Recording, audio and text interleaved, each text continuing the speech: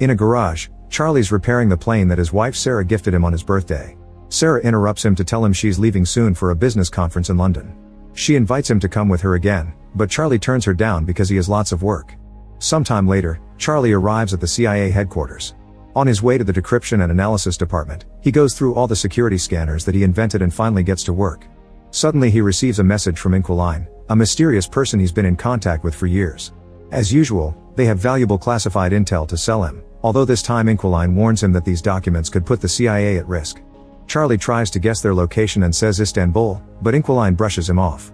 Afterward he works on analyzing the material, but surprisingly not even a genius man like him can crack the code. After lunch break, Charlie goes back to his office and gets a call from Sarah, who informs him that she's already arrived in London. However, Charlie already knows because he's been tracking her. They don't talk much because he's desperate to go back to the mysterious documents. Since he still can't crack the code, he takes his computer to the restricted area, where a more advanced system helps him progress faster. It takes him a while, but he finally opens the information in the documents, which leaves him in shock. These are top secret government files revealing that a drone strike disguised as a self-deletion bombing was authorized and covered up.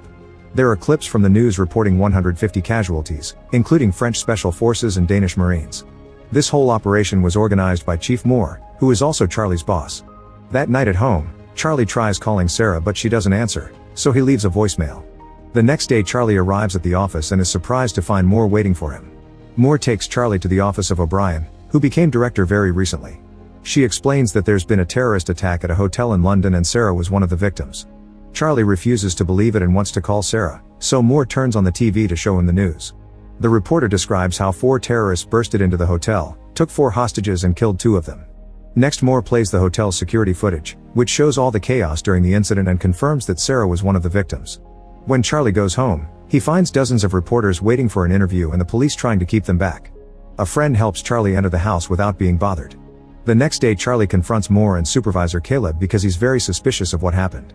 He can't believe the terrorists could have slipped past the thousands of security cameras in London, not to mention they drove into traffic. Moore promises they're investigating but Caleb sends him home. The following day Charlie goes to the airport to pick up Sarah's body and her belongings. At home, he looks inside the suitcase and finds a gift Sarah had bought for him, which makes him have a breakdown. Tired of being at home, Charlie goes back to work and uses the restricted computer to hack into the security cameras at the hotel and the nearby streets. He puts together a timeline of the events and shows it to his superiors. The 4 terrorists stole a vehicle in the East End, then entered the hotel through the service where they professionally scrubbed out all prints and DNA. Apparently they had a meeting with Impact Investments from Indonesia, but something went wrong and an argument started in the corridor. One of the firm's security men got angry, so a terrorist opened fire, killing one of the guards and leaving the other one in critical condition. Hotel security was immediately alerted and they called the police. Desperate to leave the building without getting caught, the terrorists entered the conference room and captured some hostages. Sarah was taken because she tried to help some of the attendants to escape. Charlie's run voice and facial analysis, so he's managed to get the identities of the 4 terrorists. They're Mishka from Moscow, a former South African Special Forces operative called Lawrence, mercenary Horst, and former intelligence officer Gretchen. Noticing Caleb's and Moore's lack of reaction, Charlie realizes they already knew all this. They tell Charlie they're already working on it and send him to see a therapist. The next day Charlie hides a chip in his ID badge and passes through security without the scanners detecting it. In his office, he prints all the classified files and uses a skimmer on the printer to make a digital copy. That night Charlie goes to a bar and keeps staring at a jukebox.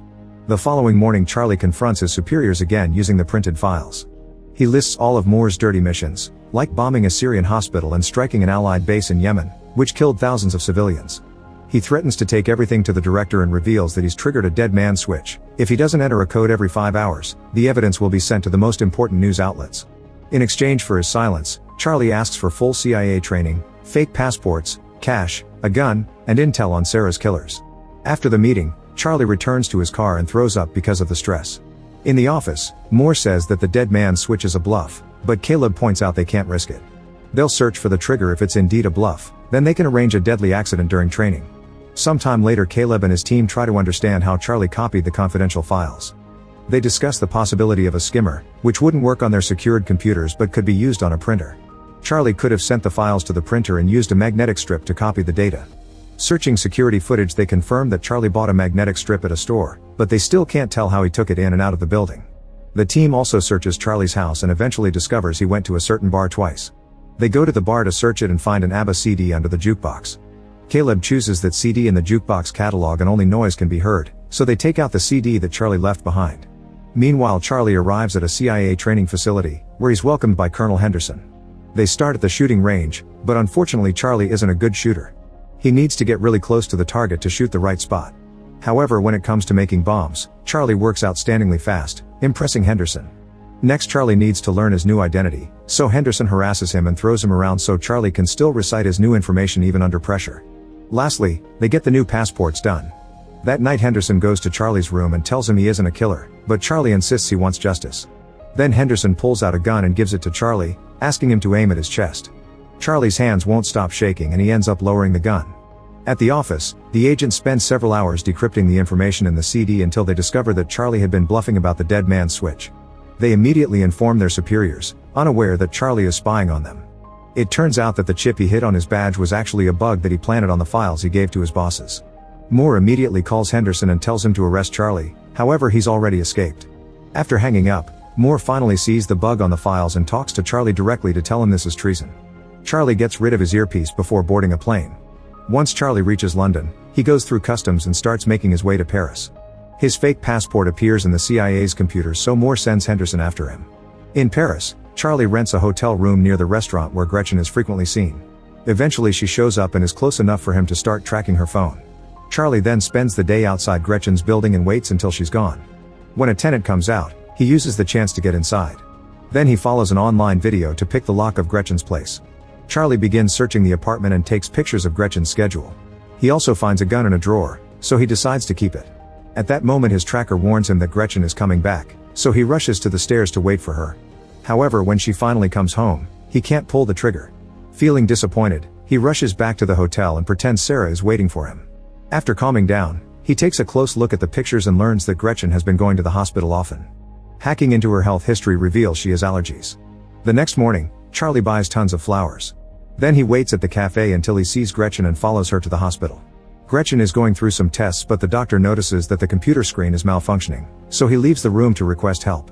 Charlie comes in dressed as a doctor and locks Gretchen inside the machine. She starts to panic, but Charlie ignores her while filling the chamber with pollen. The doctor and a nurse hear the noise, but the door is locked too.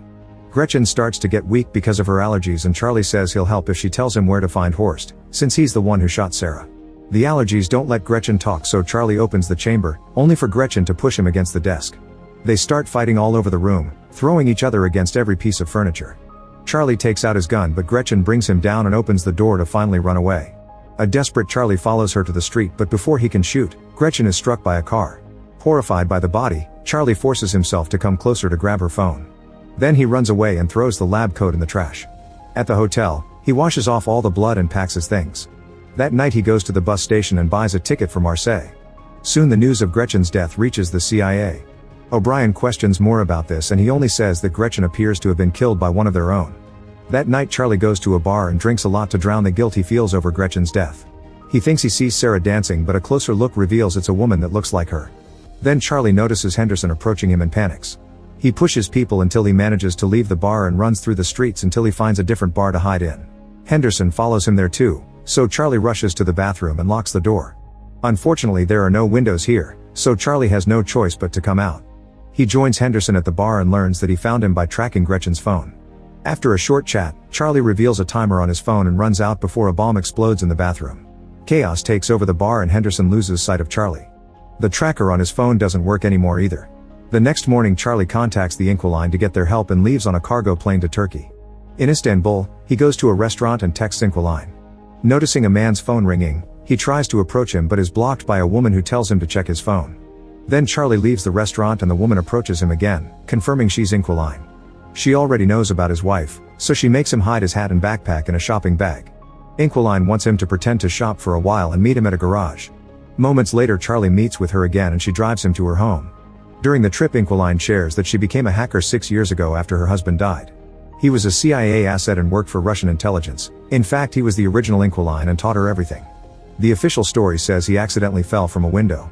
When they reach her home, Inquiline says this is the only place she's managed to stay longer than 3 years and admits she's tired of running. If the Russians ever come for her, she has a gun to self-delete. Then they start talking about the case. Horst is the leader in charge of hiring mercenaries for Moore. Lawrence is an arms dealer, so Inquiline volunteers to pose as an arms seller to contact him. Lastly there's Mishka, who travels frequently and posts everything online. They inspect the pictures closely and find a woman with him. Facial recognition takes them to her Instagram account and they confirm she's in Spain. The next day Caleb tells his team to keep eyes on the terrorists to find Charlie. O'Brien meets with Moore and tells him she wants him to stop running Black Ops without her authorization. Moore says her predecessor gave him the same speech, so he'll tell her the same thing he said then. She has his full support. After the meeting, O'Brien gets in her car and her assistant shows her a picture of Henderson in Spain. It's confirmed that Moore sent him, so O'Brien sends one of her own agents after him. Meanwhile, Charlie and Inquiline find Mishka by hacking into a hotel's security cameras. Charlie then travels to Madrid and stays at the same hotel. He learns that Mishka likes swimming in the pool that connects two buildings by their roofs. At the same time, Henderson tracks Charlie down in the area. The next day, Charlie starts building a device that will help him get Mishka and hides it inside the hotel. Afterward, he follows Mishka to the bar, unaware of Henderson in the lobby. Charlie sees a suspicious man at the bar and realizes he's seen him before, which means he's being followed. He tells Inquiline through his earpiece, so she searches his face and confirms he's a CIA agent. She also sees Henderson on the camera and tells Charlie to abort, but he wants to stick to the plan. When Mishka goes to the pool, Charlie confronts him to ask where to find Horst. If he doesn't talk, the pool will be destroyed. Mishka doesn't believe him and starts swimming away, so Charlie presses a button and the glass starts to crack. A desperate Mishka starts swimming faster, but it's too late. The glass breaks and he falls to his death while the water floods the street. Then Inquiline warns Charlie that Henderson and the other agent are coming closer and gives him directions to escape. A chase ensues and Henderson almost catches him, but at that moment the other agent also attacks.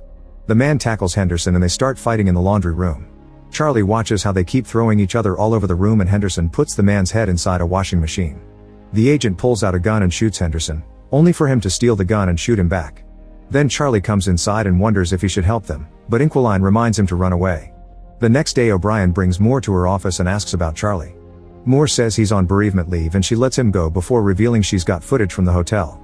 Meanwhile, Caleb and his team look at the same footage and realize Charlie had help. They look at Charlie's encrypted chats and finally find the messages from Inquiline. After a long search, they discover the file of the dead agent known as Inquiline and guess that his wife must have taken over. That night, Charlie and Inquiline agree to sleep next to each other just for company. However, they're woken up by Inquiline's bird screeching and they see a bunch of agents approaching on the security cameras.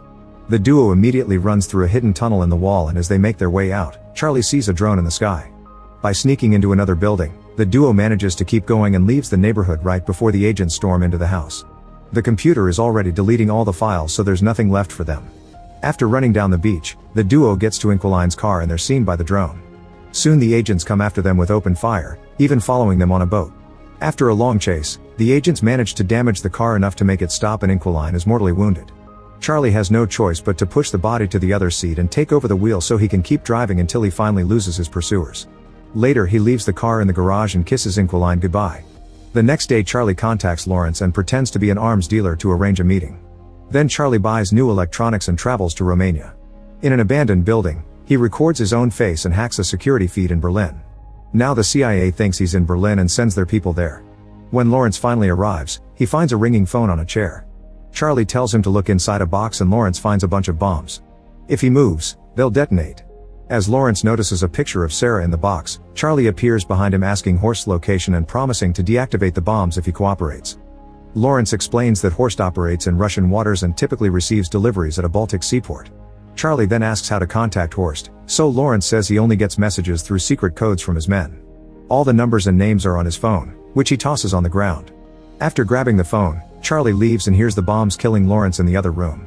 Soon the CIA gets the news of Lawrence's death in Romania and they realize they've been looking at fake footage. Later in a Russian hotel, Charlie imagines Sarah with him and opens the gift.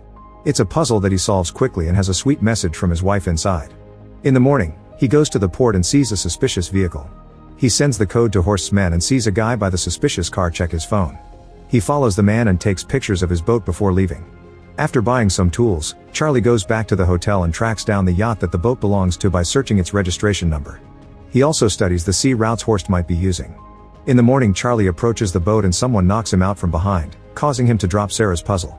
Charlie is taken to the yacht where he finally meets Horst, who found the bomb Charlie hid earlier. Horst has noticed that Charlie killed the others indirectly and thinks he's not capable of doing it face to face. He hands Charlie a gun and asks him to do it, but Charlie can't and puts the gun down. Suddenly the yacht starts turning into the opposite direction and the crew panics. Charlie reveals he's taken control of the yacht, which is CIA administered. Since he worked on the protocols that protect this yacht, It was easy for him to hack into it and send it to Finland.